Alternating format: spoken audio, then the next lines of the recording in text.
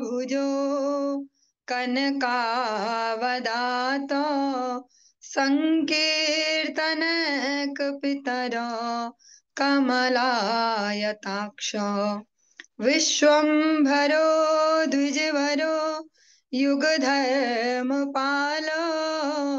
वन्दे जगत्प्रियकरौ करुणावतारो। हे कृष्ण करुणा सिंधो दीनबंधो जगतपते गोपेश गोपिका कांत राधा कांत नमोस्तुते। तप्त कांचन गौरांगी राधे वृंदावनेश्वरी वृषभानुसुते देवी प्रणमामि हरिप्रिये। भक्त्या विहीना अपराधलक्षये क्षिप्ताश्च कामादितरङ्गमध्ये कृपामयि त्वां शरणं प्रपन्ना वृन्दे नुमस्ते चरणारविन्दम्। जय श्री कृष्ण चैतन्य प्रभु नित्यानंदा श्री अद्वैत गदाधर शिवासादि गौर भक्त वृंद। हरे कृष्ण कृष्ण कृष्ण हरे हरे हरे राम राम राम हरे हरे। सर्वप्रथम भगवान के अभिन्न प्रकाश विग्रह श्री गुरु पाद पद्म पूज्य पात्र दंडी स्वामी अष्टोत्तर सत श्री श्रीमद भक्ति प्रसाद विष्णु गोस्वामी गुरुदेव महाराज के पावन श्री चरण कमलों में असंख्य कोटि दंडवत ज्ञापित करते हुए उनकी अहेतुक कृपा प्रार्थना करती हूँ। वे अपनी कृपा वर्षण करें जिससे निज कर्ता अभिमान भाव को छोड़कर एकमात्र उनकी वाणी के वाहक के रूप में अपना परिचय दे सकूं। परम गुरुदेव नित्य लीला कृष्ण विष्णुवास श्री श्रीमद भक्ति दयित माधव गोस्वामी महाराज परमेष्ठि गुरुदेव जगत गुरु भक्ति सिद्धांत सरस्वती गोस्वामी ठाकुर प्रभुपाद व समस्त गुरु परंपरा जयुक्त हूँ। सपार्षद श्रीमन नित्यानंद प्रभु श्री गौर हरि वृंदावन बिहारी श्री राधा गोपीनाथ भगवान जयुक्त हूँ। वे हम सभी पर अपनी कृपा वर्षण करें जिससे भगवान के पवित्र नाम और हरि गुरु वैष्णव सेवा में हम सभी की रुचि उत्पन्न हो सके।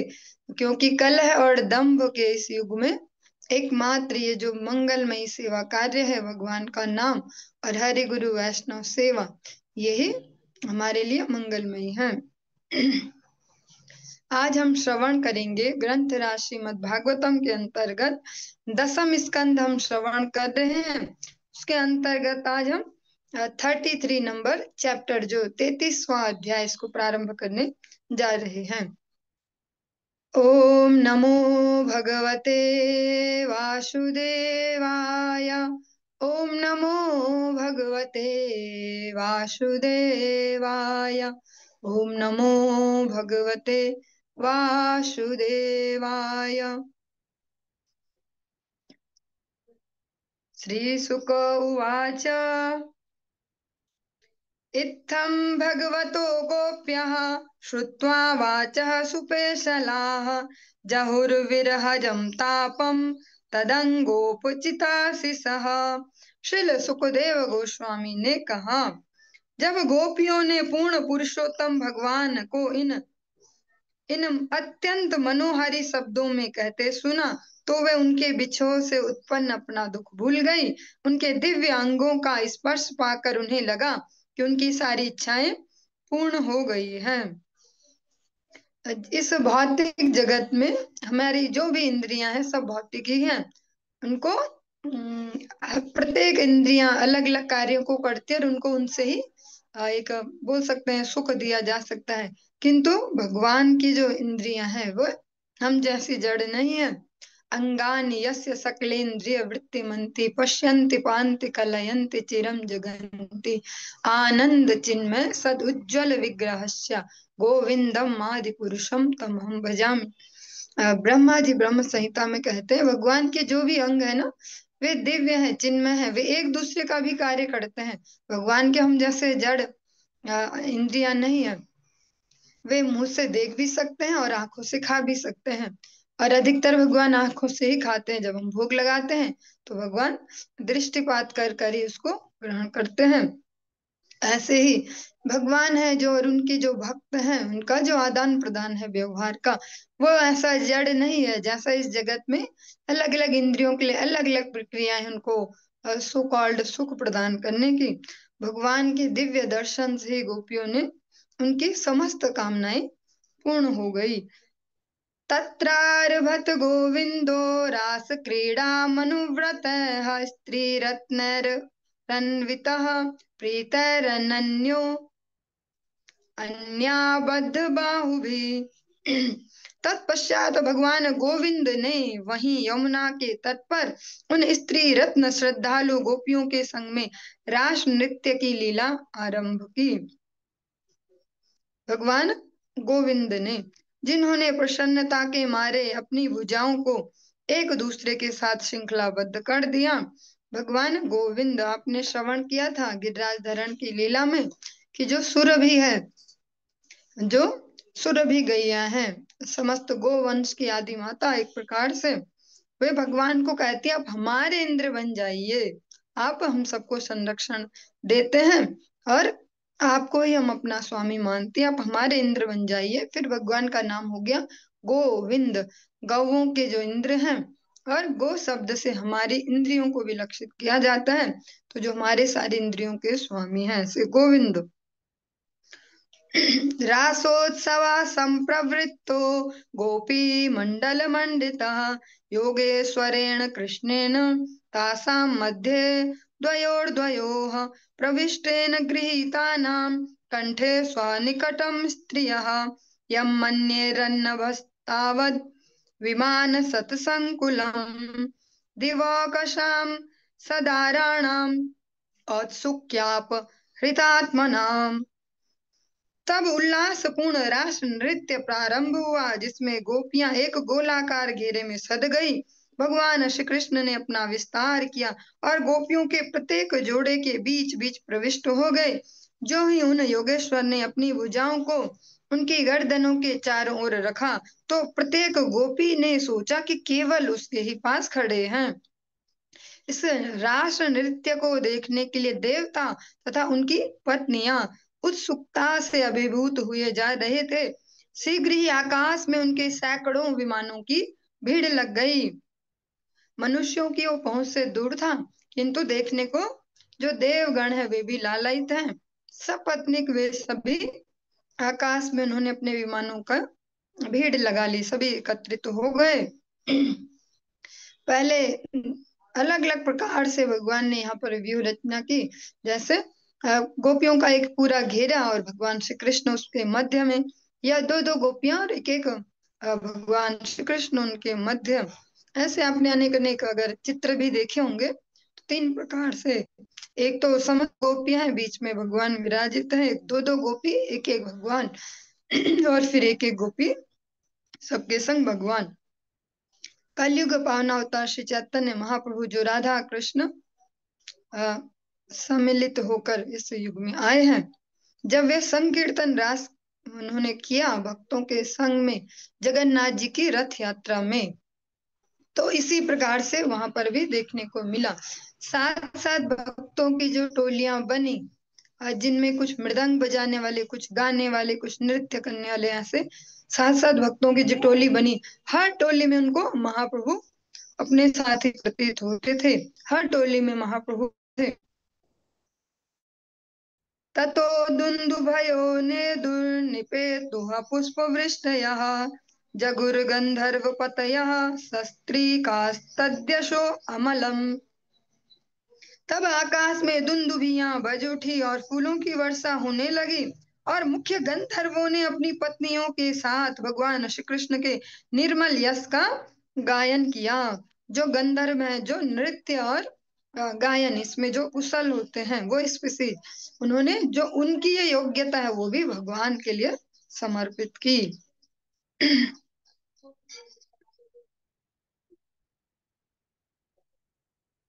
वलयानां नूपुराणां किङ्किणीनां च योषितां स प्रियाणामभूच्छब्दस्तुमुलो रासमण्डले।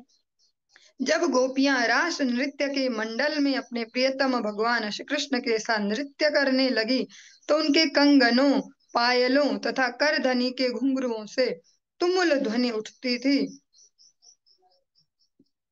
तुमुल मीन्स एक जोर से, जो ऐसी कोई आवाज। तत्राति सुशुभेताभिर्भगवान् देवकी सुतः मध्ये मणीनां हेमानां महामर्कतो यथा। नृत्य करती गोपियों के बीच भगवान श्री कृष्ण अत्यंत शोभायमान प्रतीत हो रहे थे, जिस प्रकार सोने के आभूषणों के बीच मरकत मणि शोभा पाता है।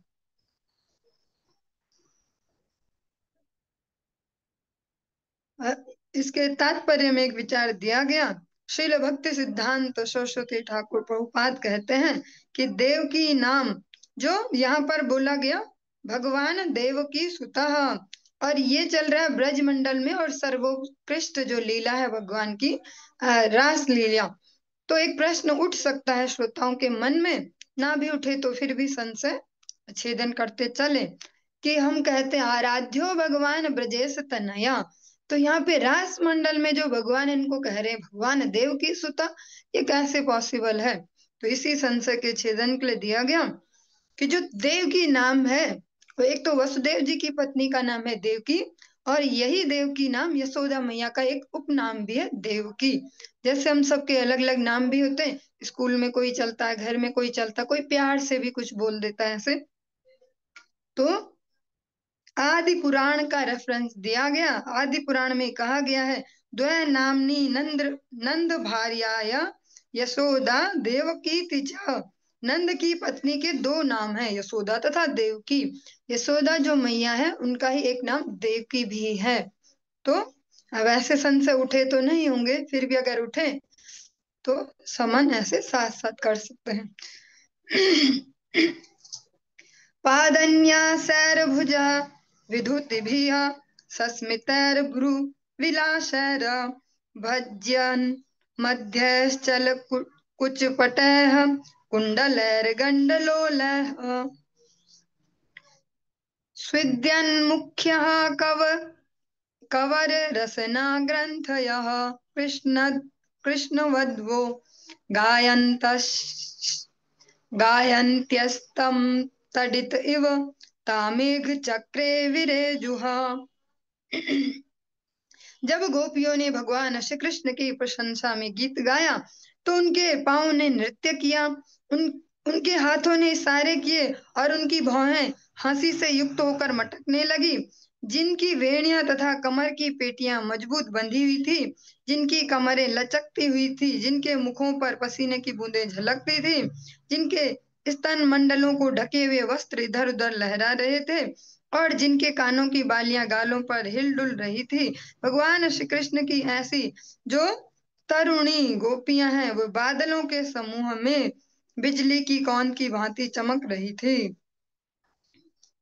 और जो हम श्रवण कर रहे हैं ये इस संसार का कोई श्रृंगार रस का कोई उपन्यास नहीं है, जहाँ हम श्रवण कर रहे हैं कि ऐसे ऐसे ऐसे जो नायिका वो इतनी सुंदर है या ऐसा। ये जो हम श्रवण कर रहे हैं इसको कहते हैं परमहंस संहिता। परमहंसों का आस्वादन का ये विषय है। हमारा अभी तक का एक्सपीरियंस थोड़ा इतना ही है, तो हम उसी चश्मे से देख पाएंगे।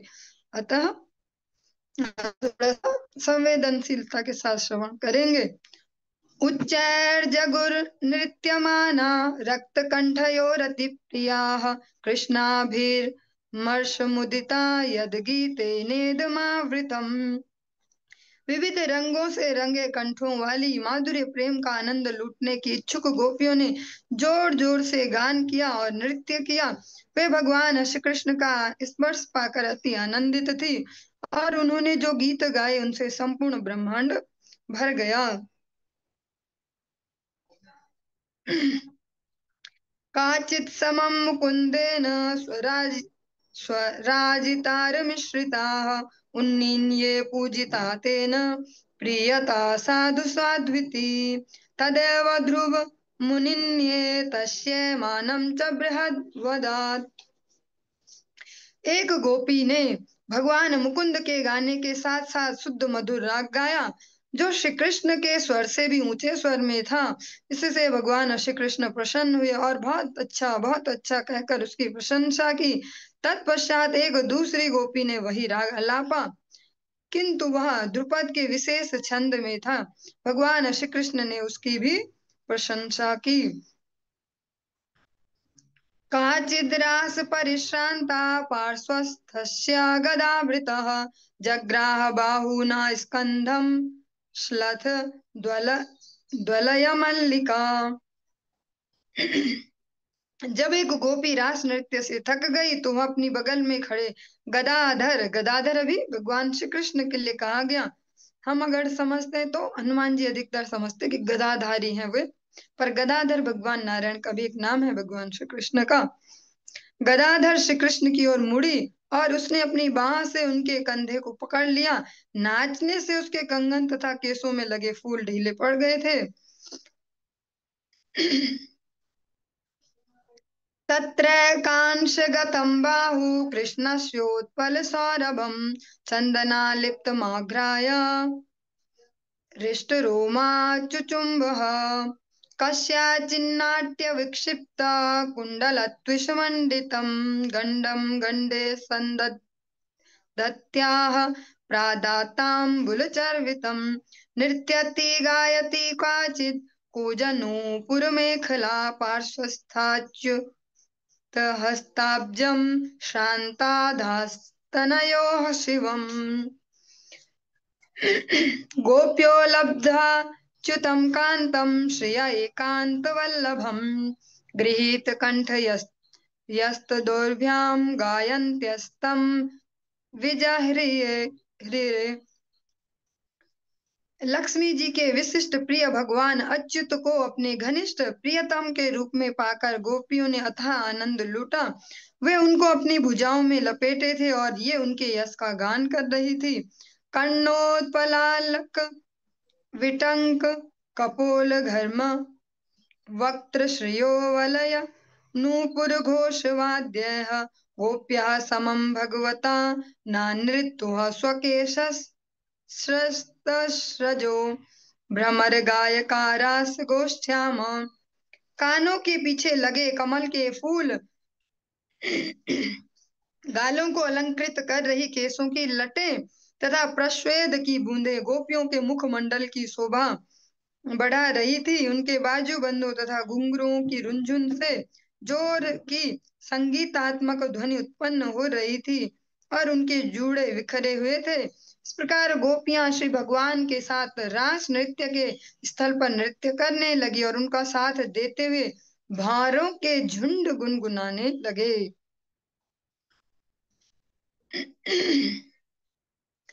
एवं परिष्वङ्गकराभिर्विमर्श स्निग्धे क्षणोद्दाम विलासहास्य रेमे रमेशो ब्रज सुंदरीभिर्यथार्भकः स्वप्रतिबिंब विभ्रमः। इस प्रकार आदि भगवान नारायण लक्ष्मीपति भगवान श्री कृष्ण ने ब्रज गोपियों का आलिंगन करके उन्हें दुलार करके तथा अपनी तिरछी चंचल हंसी से उन्हें प्रेम पूर्वक निहार करके उनके साथ में आनंद का विस्तार किया। यह वैसा ही था जैसे कि कोई बालक अपने ही प्रतिबिंब के साथ खेल रहा हो। जैसे कोई छोटा सा बच्चा और शीशे में खुद को ऐसे देख देख के कुछ एक्टिंग करे और उसको जो आनंद आए, इस प्रकार से। तदंग संग प्रमुदा कुलेन्द्रियाः केशान्दुकूलं कुचपट्टिकां वा नाज्यः प्रतिव्योढुमलं व्रजस्त्रियो विश्रस्त मालाभरणा कुरुद्वः। कृष्ण विक्रीडितं वीक्ष्य मुमुहो खेचरस्त्रियः कामार्दिताः शशाङ्कश्च सगणो विस्मितो अभवत्। देवताओं की पत्नियां अपने विमानों से भगवान श्री कृष्ण की क्रीड़ाएं देखकर सम्मोहित हो गई और उनके संग पाने की इच्छा से विचलित हो उठी। वस्तुतः चंद्रमा तक भी अपने पार्षद तारों सहित चकित हो गया। भगवान की जो लीला चल रही, सभी देवगण सपत्नीक दर्शन कर रहे हैं और चंद्रमा भी भगवान के इस लीला को देखकर चकित हो गए। कृत्वा तावन्त मात्मानं यावतीर्गोपयोषितः रेमे स भगवांस्ताभिरात्मा रामो अपि लीलया। वहां पर जितनी गोपिकाएं थी उतने ही रूपों में विस्तार करके श्री भगवान ने खेल खेल में उनकी संगति का आनंद लिया। यद्यपि वे आत्मा राम हैं। भगवान आत्मा राम है। आत्मा राम मीन्स जिनको कहीं और से अपने कुछ खालीपन को भरने के लिए कुछ नहीं चाहिए, वे अपने आप में परिपूर्ण हैं। जब भी कोई वैदिक यज्ञ किए जाते हैं, स्पेशली भगवान नारायण की प्रसन्नता के लिए, भगवान कृष्ण के अंत में जो यज्ञ की पूर्णता पर उच्चारण किया जाता है, उसका भी तात्पर्य यही है कि आप ही पूर्णों में भी समस्त सबसे सर्वश्रेष्ठ पूर्णता आप में ही है। तो फिर भी ऐसे भगवान ने इन लीलाओं में आनंद लिया। तासां रतिविहारेण श्रान्तानां वदनानिशः प्रामृजत् करुणः प्रेम्णा सन्तमेनाङ्गपाणिना। यह देखकर कि गोपियां माधुर्य विहार करने से थक गई थी, हे राजा, जो परीक्षित हैं, श्रवण कर रहे हैं, दयालु भगवान श्री कृष्ण ने बड़े ही प्रेम से उनके मुखमंडलों को अपने सुखद हाथों से पूछा। गोप्या स्फुरत् पुरट कुंडल कुंतल त्विटं गण्डश्रिया सुधितहास निरीक्षणेन मानं दधत्या ऋषभस्य जगुः कृतानि पुण्यानि तत्कररुह स्पर्श प्रमोदाः।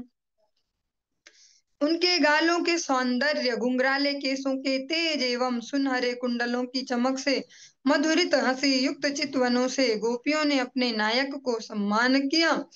उनके नखों के स्पर्श से पुलकित होकर वे उनकी शुभ दिव्य लीलाओं का गान करने लगी। ताभिर्युतः श्रममपोहितु मंग संग घृष्टस्रजः सा कुचकुङ्कुम रज्जितायाः गन्धर्वपाली विरनुद्रुत आविशद्वाः श्रान्तो गजीभिरि भराडिव भिन्न सेतुः। भगवान श्री कृष्ण की माला गोपियों के साथ माधुर्य विहार करते समय कुचल गई थी। गोपियों की थकान मिटाने हेतु भगवान श्री कृष्ण यमुना के जल में प्रविष्ट हुए, जिनका पीछा तेजी से भौरे कर रहे थे, जो श्रेष्ठतम गंधर्वों की तरह गा रहे थे। भगवान श्री कृष्ण ऐसे लग रहे थे मानो कोई राजसी हाथी अपने संगिनियों के साथ जल में सुस्ताने के लिए प्रविष्ट हो रहा हो। यो अम्भश्चलं युवतिभिः परिशिष्यमानः प्रेम्णेक्षित प्रहस्यति तस्ततो अंग वैमानिकैः कुसुमवर्षिभिरीड्यमानो देमे स्वयं स्वरत्रिरत्र गजेन्द्रलीलः। हे राजन, जल में भगवान श्री कृष्ण ने अपने ऊपर चारों ओर से हंसती हुई एवं अपनी ओर प्रेम पूर्ण निहारती गोपियों के द्वारा जल उलीचा जाते देखा। जब देवतागण अपने विमानों से उन पर पुष्प की वर्षा करके उनकी पूजा कर रहे थे, तो आत्मतुष्ट श्री भगवान हाथियों की राजा की भांति क्रीड़ा करने का आनंद लेने लगे। ततश्च कृष्णोपवने जलस्थल प्रसूनगन्धानिल जुष्टदितटे चचार भृङ्ग प्रमदागणावृतो यथा मदच्युत द्विरदः करेणुभिः।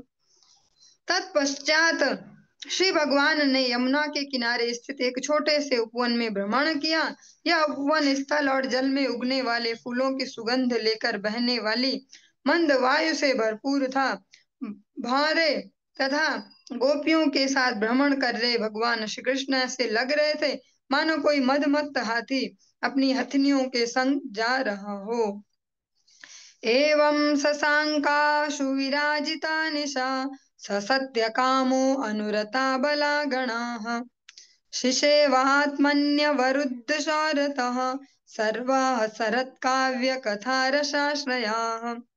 यद्यपि गोपियां सत्यकाम जिनकी इच्छाएं हमेशा पूर्ण होती हैं, भगवान श्री कृष्ण के प्रति दृढ़ता पूर्वक अनुरक्त थी, किंतु अंदर से श्री भगवान किसी संसारी काम भावना से प्रभावित नहीं थे। फिर भी उन्होंने अपनी लीलाएं संपन्न करने हेतु चांदनी से खिली हुई उन समस्त शरतकालीन रात्रियों का लाभ लिया जो दिव्य विषयों के काव्य में वर्णन के लिए प्रेरणा देती हैं। जिन परिस्थितियों का यहाँ पर वर्णन किया गया उनका जो विस्तार करते हैं वो ऐसे आचार्य गण है, श्री विश्वनाथ चक्रवर्ती ठाकुर, व्यास देव स्वयं, पाराशर ऋषि, जयदेव गोस्वामी, जो लीला सुख है विल्व मंगल ठाकुर, रूप गोस्वामी, अनेक अनेक जो ऐसे भक्त हुए हैं भगवान के, जिनमें भगवान ने कवित्व की अपनी शक्ति दी है। उन्होंने इन लीलाओं का विस्तार किया है और बहुत ही रिजिडली कहा जाता है कि कोई भी स्वच्छंद रूप से भगवान की इन लीलाओं का पठन पाठन या श्रवण इस प्रकार से न करे। जो इसको धैर्य से श्रवण करते हैं अनुगत्य में, उनके लिए कहा जाता है कि वे उनके हृदय की जो अनियंत्रित जो कामनाएं हैं, स्पेशली स्त्री पुरुष संबंधों के लिए, उनका शमन होता है भगवान की इन दिव्य लीलाओं से। और साथ ही सावधानी ये है कि जो बिना अनुगत्य के, बिना किसी अनुशासन के स्वच्छंदता से इनको श्रवण करते हैं, उनके लिए ठीक इसका रिएक्शन मिलता है, विपरीत होता है। वो भगवान को भी ऐसा ही समझेंगे सामान्य मनुष्य, और वो भी तो ऐसा ही करते, तो हम भी कर सकते हैं। जैसे आप समय समय पर जिस समाज में हम रह रहे हैं श्रवण करते हैं, अनेक अनेक ऐसे गाने बनते हैं, कृष्ण ने ऐसा, राधा वैसी, और सब चलता है, सीरियल भी चलते हैं, बड़ी श्रद्धा से लोग देखते हैं, राधा कृष्णा सीरियल आ रहा है, पर वे राधा कृष्णा वही है कि जो कभी कुछ और भी बनते हैं, कभी कहीं कुछ और भी बनते हैं। एक बड़ी बड़ी एज ग्रुप के कलाकार होते हैं जो इस जगत की ही उसमें जो भौतिक कामनाएं वासनाएं उनका ही वहां पर प्रदर्शन करते हैं। तो बहुत ही सेंसिटिव है। भगवान भगवान के नाम पे हम कुछ ऐसा ना देख रहे हो, ना ऐसा कुछ सुन रहे हो जिससे हम नीचे की ओर जाएं, क्योंकि बहुत जल्दी इससे नीचे की ओर भी जाता मनुष्य जो अनधिकार चेष्टाएं इसमें करते हैं। श्री परीक्षिदुवाच संस्थापनाय धर्मस्य प्रशमं प्रशमायेतरस्य च अवतीर्णो हि भगवान् नंशेन जगदीश्वरः स कथं धर्मसेतूनां वक्ता कर्ताभिरक्षिता प्रतीपमाचरत् ब्रह्मन् परदाराभिमर्शनम्। और जो सुन रहे हैं सुखदेव गोस्वामी जी से हुए परीक्षित महाराज, तो वे एक बहुत ही सेंसिटिव श्रोता हैं। वो हाँ जी वाले भी नहीं है और इग्नोर वाले भी नहीं है, बीच में परिप्रश्न भी करते हैं और प्रैक्टिकली प्रश्न करते हैं, जिससे सुनने वालों को भी लगे हाँ ये परीक्षित महाराज बढ़िया है। हाँ, ऐसा पॉइंट ढूंढ के निकालते कि सुनाने वाला भी चकरा जाए थोड़ी देर। परीक्षित महाराज ने कहा, हे ब्राह्मण, ब्रह्मांड के स्वामी पूर्ण पुरुषोत्तम भगवान अपने पूर्ण विस्तार सहित इस धरा में अधर्म का नाश करने और धर्म की पुनः स्थापना करने हेतु अवतरित हुए हैं। वास्तव में वे आदि वक्ता तथा नैतिक नियमों के पालन करता एवं संरक्षक हैं। तो भला वे अन्य पुरुषों की स्त्रियों का स्पर्श करके उन नियमों का अतिक्रमण कैसे कर सकते थे? ये प्रश्न पूछते हैं परीक्षित महाराज जी। और क्यों पूछते हैं? क्योंकि जो जो भी इनको श्रवण करेंगे आगे चल के, परीक्षित महाराज जी के लिए ही पहली बार इन सब प्रसंगों को श्रवण कराया गया इस जगत में, वरना ये अत्यंत दुर्लभ था। स्पेशली परीक्षित महाराज जी ने यही ही प्रश्न किए थे कि भगवान की भक्ति में जो लाभकारी हमें सटीकता से वही श्रवण करवाएं। भगवान के कितने अवतार हुए और विशेषकर भगवान श्री कृष्ण की लीलाओं का अच्छे से वर्णन कीजिए। इसीलिए सुखदेव गोस्वामी जी अब उनके इन प्रश्नों का उत्तर देंगे। और परीक्षित महाराज जी इसीलिए पूछ रहे हैं कि भावी समय में अन्य अन्य सभी श्रवण करेंगे। जैसा कि एक परंपरा के अंतर्गत ऐसा बन भी गया विचार कि कोई शरीर छोड़ते हैं तो सनातन धर्म में परंपरा है कि भागवत जी का पारायण करवाएं। तो इस माध्यम से अनेक अनेक लोग सुनते जाएंगे। तो वे भी प्रश्न कर सकते हैं, अलग अलग माइंडसेट के लोग होंगे। कल ही शायद बहुगुणा माता जी ने एक वो डाला था किसी ग्रुप में, नित्य लीला पर श्री भक्ति वेदांत नारायण गोस्वामी महाराज जी का कोटेशन, कि जो भागवत जी का सप्ताह पारायण है वो कनिष्ठ उसमें दिया गया, और जो 1 महीने तक भागवत जी श्रवण करो तो वो मध्यम है। और सबसे उत्तम क्या है कि प्रतिदिन भागवत जी श्रवण करो। क्यों है ये उत्तम? यहाँ पर कोई कंपैरिजन नहीं हो रहा कि ये कम ये ज्यादा, कैसा बोल रहे हैं ये, भागवत सुनने में भी देखो ऐसा बोल रहे हैं, इतने दिन नहीं सुनेंगे, ऐसा ऐसा, ये छोटा ये बड़ा। उसका पीछे का कारण ये है कि 7 दिन में 3 ही घंटे एक वक्ता को दिए जाते हैं। उसमें मंगलाचरण भी हो गया, बीच में कीर्तन भी हो गए, और अब जैसे जैसे समय चल रहा है बीच बीच में घोषणाएं और ये सब वो सब चलेगा। तो बहुत ही मुश्किल है इतने संवेदनशील विषयों को ठीक से जगत में कर पाना, उसको विस्तार दे पाना। 1 महीने में फिर भी कुछ कुछ हो पाएगा, और अगर निरंतर अध्ययन करेंगे तो बहुत अच्छे से कर पाएंगे। जैसा गुरु वैष्णव कृपा से थोड़ा थोड़ा हम सभी मिलजुल कर प्रयास कर रहे हैं कि निरंतर श्रवण किया जाए, और इससे फिर आराम आराम से सुनते जाएंगे। वैसे ही मानसिक स्तर पर और डेली अपने आचरण में वैसे परिवर्तनों से हम इसको पचाने लायक, समझने लायक थोड़ा थोड़ा होते जाएंगे। और जो सुने ही 7 ही दिन, और कोई नया ही व्यक्ति सुन ले और सुने कि अच्छा ऐसा हुआ, गोपियां आई, भगवान आए, और फिर तुरंत से एक कीर्तन चला, अधिकतर पसंद आ जाता है वो ऐसे लोगों को कि जिनके हल्के ही माइंडसेट है। रास रचो ऐसा ऐसा चला, इतने में रास लीला संपन्न। तो वो मैसेज उतना ही गया कि भगवान आए, उन्होंने उनके साथ नाचे कूदे और हो गई रास लीला। पर जब हम इस प्रकार से श्रवण करेंगे तो आराम आराम से श्रवण कर पाएंगे कि वो नाचने वाले एक्चुअल में है कौन। वो जो बीच में एक पुरुष नाच रहा है इतनी करोड़ों स्त्रियों के बीच में, वो पुरुष वास्तव में है कौन। तो उनके बारे में क्लियर होगा तो पता होगा कि ये जो भी कर रहे कुछ मंगलकारी ही होगा। और अगर पता नहीं होगा तो अच्छा अच्छा ये होते हैं भगवान कृष्ण, इनके भगवान कृष्ण ऐसे होते हैं, इतनी सारी लड़कियों के साथ नाचते हैं आधी रात में, ऐसा ऐसा। आप्तकामो यदुपतिः कृतवान् वै जुगुप्सितम् किमभिप्राय एतन्नः संशयं छिन्धि सुव्रत। हे श्रद्धावान व्रतधारी, कृपा करके हमें यह बतलाकर हमारा संशय दूर कीजिए कि पूर्ण काम यदुपति के मन में वह कौन सा अभिप्राय था जिससे उन्होंने इतने निंदनीय ढंग से आचरण किया। इतना कैसे भगवान कर सकते हैं? हाँ, इस प्रकार से सुखदेव वो परीक्षित महाराज जी हमारे रिप्रेजेंटेटिव के रूप में ये पूछ रहे हैं। उन्हें तो ऐसा पूछने की आवश्यकता ही नहीं है, क्योंकि वो तो गर्भ में उस जिनको कहा जा रहा है कि वो बीच में ऐसे नृत्य कर रहे हैं, गर्भ में ही उनका दर्शन कर चुके हैं कि जो किसी के बस में न था। देवताओं में भी जो सर्वश्रेष्ठ है उनके भी बस में न था ब्रह्मास्त्र से एक छोटे से भ्रूण की रक्षा करना, वो भी भगवान ने करके दिखाया। श्री सुक उवाच धर्म व्यतिक्रमो दृष्टा ईश्वराणां च साहसं तेजीयसां न दोषाय वन्यः सर्वभुजो यथा। श्रील सुखदेव गोस्वामी ने कहा, शक्तिशाली नियंताओं के पद पर किसी ऊपरी साहसपूर्ण उल्लंघन से जो हम उनमें देख पाए कोई आंच नहीं आती, क्योंकि वे उस अग्नि के समान होते हैं जो हर वस्तु को निगल जाती है और दूषित बनी रहती है। सरल शब्द में समझे, क्योंकि हमारे जो समझने का स्तर है वो थोड़ा कम है। इसमें एक अनेक दूसरा एग्जाम्पल लेकर समझ पाएंगे। जैसे सूर्य है, हम देखते कि मल मूत्र ये तो बहुत ही निंदनीय है, ऐसा हम खुद भी दोबारा नहीं देखते। जो मल मूत्र त्याग करते हैं उसको फिर खुद से एक बार दोबारा भी नहीं देखते पलट के। लेकिन जो सूर्य है वे नालियों का जल भी पी रहे हैं, वे मल मूत्र भी अगर सूख जा रहा है तो वो जल भी सूर्य ले रहे हैं।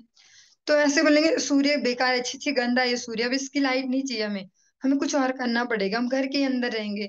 सूर्य की लाइट में ना वो मलमूत्र वाले वो भी तो होंगे, वो जिन्होंने सोखा था, ऐसा नहीं कह पाएंगे। ये थोड़ा सा अजीब सा एग्जाम्पल है, पर हमारे समझने के लिए उपयुक्त होगा, क्योंकि सूर्य उतने शक्तिशाली हैं कि वे उस सबको भी ग्रहण करके भी अदूषित रहते हैं हमेशा। इसी प्रकार से सुखदेव गोस्वामी कहते हैं, जो समस्त ब्रह्मांड के सर्वश्रेष्ठ नियंता है वो हमेशा अदूषित बने रहते हैं, उनमें कोई संदूषण नहीं होता।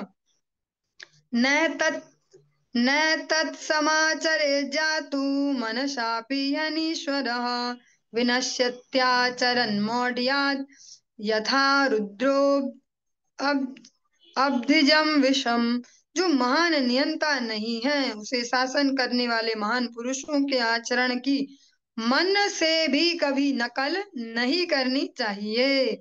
यदि कोई सामान्य व्यक्ति मूर्खतावश ऐसे आचरण का प्रतिरूपण करता है तो वह उसी तरह नष्ट हो जाएगा, जिस तरह की विष के सागर को पीने का तात्पर्य करने वाला का पीने का प्रयास करने वाला व्यक्ति, यदि वह रुद्र नहीं है तो नष्ट हो जाएगा।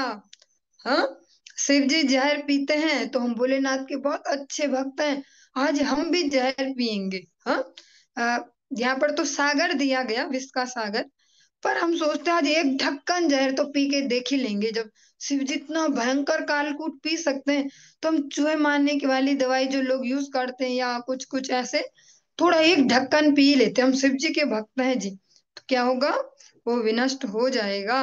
अतः जो महान नियंता नहीं है, जो सर्वश्रेष्ठ नियंता नहीं है, हम तो अपने जीवन के भी नियंता नहीं है, औरों के तो छोड़ो, अपने मन के भी नियंता नहीं है।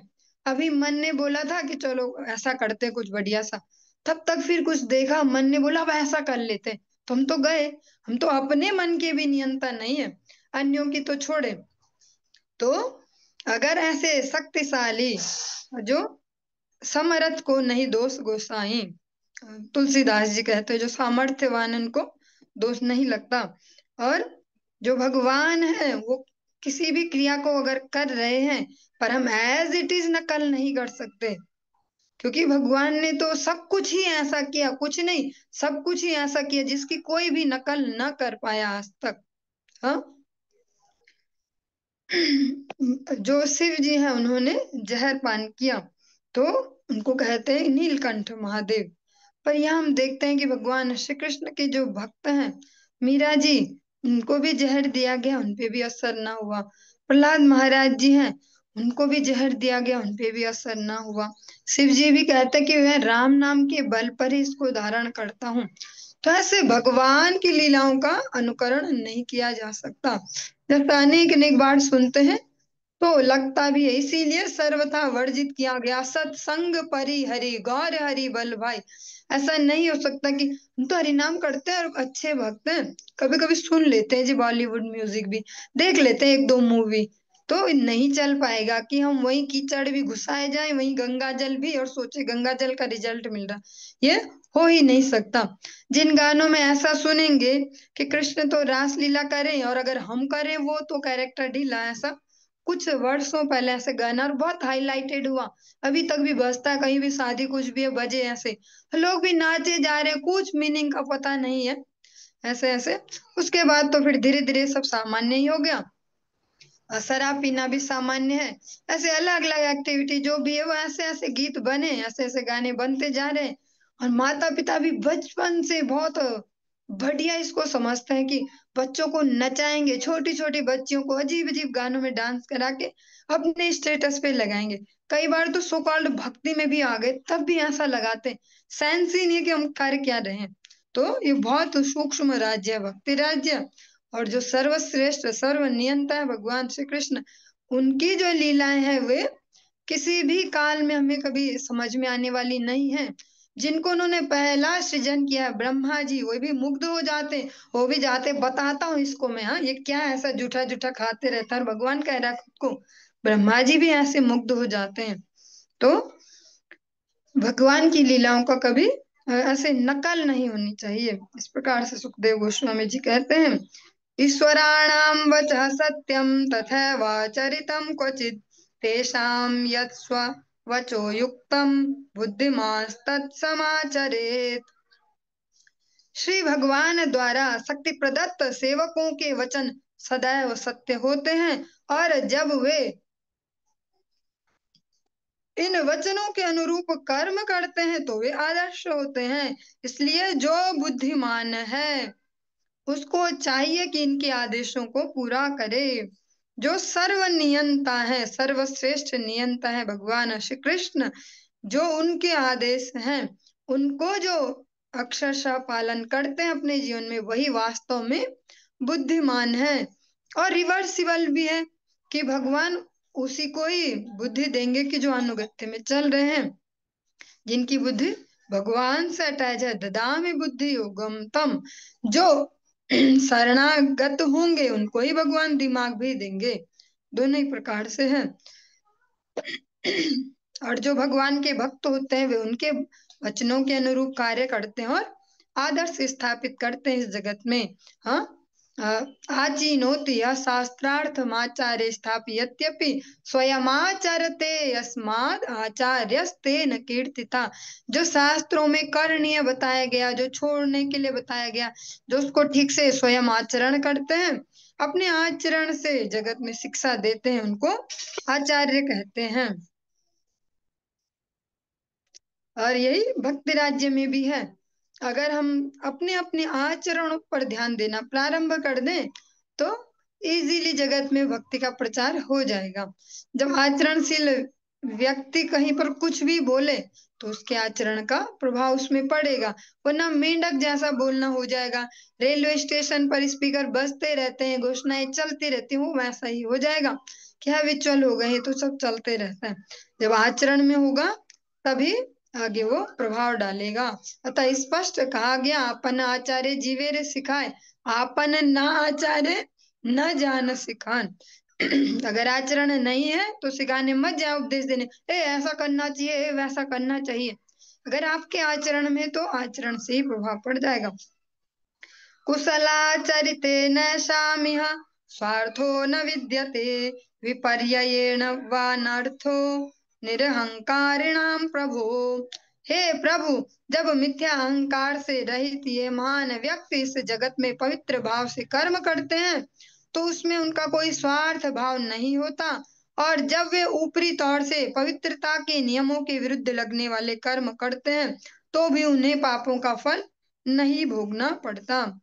थोड़ा सा हमारे बुद्धि के स्तर से ऊपर है, पर फिर भी जो जिसको हम सुन रहे हैं ये डबल मीनिंग वाला है। इसको हम उल्टा भी समझ सकते हैं और सुलटा भी समझ सकते हैं।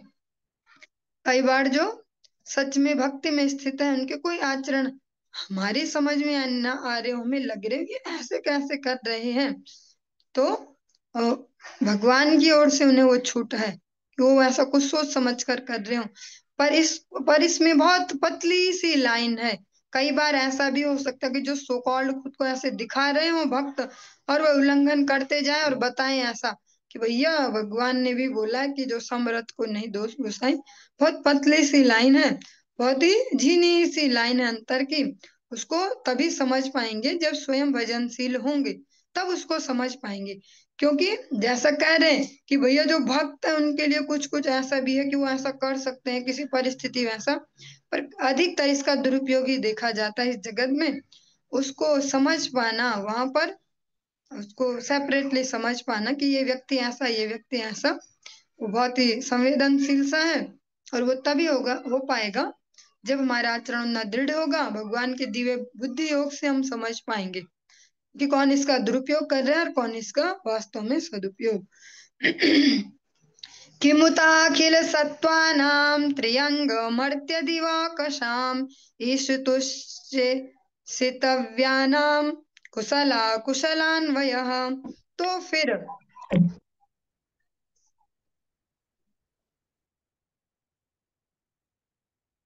फिर समस्त सृजित प्राणियों, पशुओं, मनुष्यों तथा देवताओं के स्वामी भला उस शुभ तथा अशुभ से किसी प्रकार का संबंध कैसे रख सकते हैं जिससे उनके अधीनस्थ प्राणी प्रभावित होते हों।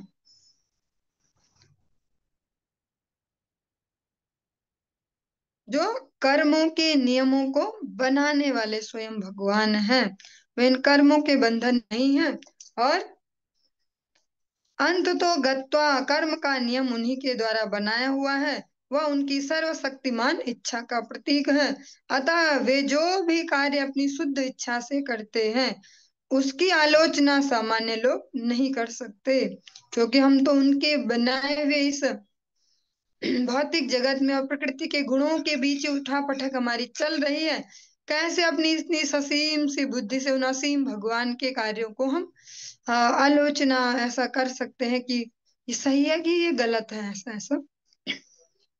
यत्पाद पंकज पराग निषेव तृप्ता योग प्रभाव विदुता अखिल कर्म बंधा स्वैरम चरन्ति मुनयो अपि न नह्यमानास् तस्येच्छया तव वपुषः कुत एव बंधः। जो भगवत भक्त श्री भगवान के चरण कमलों की धूलि का सेवन करते हुए पूर्णतया तुष्ट हैं, उन्हें भौतिक कर्म कभी बांध नहीं पाते, न ही भौतिक कर्म उन बुद्धिमान मुनियों को बांध पाते हैं जिन्होंने योग शक्ति के द्वारा अपने आप को समस्त सकाम कर्म फलों के बंधन से मुक्त कर लिया है। तो फिर स्वयं श्री भगवान के बंधन का प्रश्न ही कहाँ उठता है, जो अपनी स्वयं की इच्छा से दिव्य रूप धारण करने वाले हैं। गोपीनां तत्पतीनां च सर्वेषामेव देहिनां यो अन्तश्चरति यो अध्यक्षः क्रीडनेनेह देहभाक्। जो गोपियां तथा उनके पतियों और वस्तुतः समस्त देहधारी जीवों के अंदर साक्षी के रूप में रहते हैं, वे दिव्य लीलाओं का आनंद लेने हेतु इस जगत में विविध रूप धारण करते हैं। भगवान हमारे जैसे हार्ड मांस के बने नहीं है, और न उनकी ऐसी भौतिक इंद्रियां हैं कि समय समय पर अलग अलग इंद्रियां अलग अलग डिमांड करती हैं। जीभ बोलती है आज तो ऐसा खाते हैं, आज वहां चलते हैं, आज सैटरडे जी आज चलो रेस्टोरेंट, आज फ्राइडे चलो रेस्टोरेंट, संडे आज तो सबके सब चलो आज वहां जाते हैं वहां जाते हैं। भगवान की ऐसी जड़ इंद्रियां नहीं है कि समय समय पर अलग अलग इंद्रियां अपना अपना हल्ला मचाएं। हाँ मुझे ऐसा चाहिए, आंखें बोले चलो जी मूवी देखने चलो, नई मूवी निकली, कान बोले चलो सुनते आज कुछ बढ़िया बढ़िया म्यूजिक, ऐसा तेज हल्ला करके बजाएं या स्लो सुने, ऐसा ऐसा। भगवान की जड़ इंद्रियां नहीं है। अनुग्रहाय भक्तानां मानुषं देहमास्थितः भजते तादृशी क्रीडा याह श्रुत्वा तत्परो भवेत्। जब श्री भगवान अपने भक्तों पर कृपा प्रदर्शित करने के लिए मनुष्य जैसा शरीर धारण करते हैं, तब वे ऐसी क्रीड़ाएं करते हैं जिनके विषय में सुनने वाले आकृष्ट होकर भगवत परायण हो जाएं। इसलिए नहीं करते वो कि मेरी लास लीला सुने लोग और बाहर जाके एक एक पुरुष 10-10 महिलाओं से संबंध बनाए। भगवान करोड़ों से बना सकते हैं, हम 10 तो चल सकता है हमारा, ऐसा भगवान इसलिए नहीं करते। भगवान इसलिए करते कि उनमें आकृष्ट होकर भक्तिमय हो जाएं लोग, श्रवण करें कि समस्त जीवात्माओं के एकमात्र पति श्री भगवान है, वे ही उनका संपूर्ण दायित्व ले सकते हैं हर प्रकार का, इसलिए भगवान ये लीलाएं करते हैं। नासूयन् खलु कृष्णाया मोहितास्तस्य मायया मन्यमाना स्वपार्श्वस्थान् स्वान् स्वान् दारान् भृजाकर्षः। भगवान श्री कृष्ण की माया शक्ति से मोहित सारे ग्वालों ने सोचा कि उनकी पत्नियां घरों में उनके निकट ही रहती रही थी। इस तरह उनमें भगवान श्री कृष्ण के प्रति कोई ईर्ष्या का भाव उत्पन्न नहीं हुआ। जो इस प्रकार के संवेदनशील जो ये विषय हैं, इसके लिए आचार्यों ने बहुत सुंदर सुंदर ग्रंथ दिए हैं, पर अभी हमारा उनमें अधिकार नहीं है। भगवत कृपा से कभी अधिकार उत्पन्न हो जाए गुरुदेव कृपा से तो श्रवण कर पाएंगे। ब्रह्मरात्र उपावृत्ते वासुदेवानुमोदिताः अनिच्छन्त्यो ययुर्गोप्यः स्वगृहान् भगवत्प्रियाः। जब ब्रह्मा जी की पूरी एक रात बीत गई तो भगवान श्री कृष्ण ने गोपियों को अपने अपने घरों को लौट जाने की सलाह दी। यद्यपि वे ऐसा करना नहीं चाह रही थी, तो भी भगवान की इन गोपियों ने उनके आदेश का पालन किया। जो ये समय है जिसको हम अपनी जड़ बुद्धि से समझते हैं कि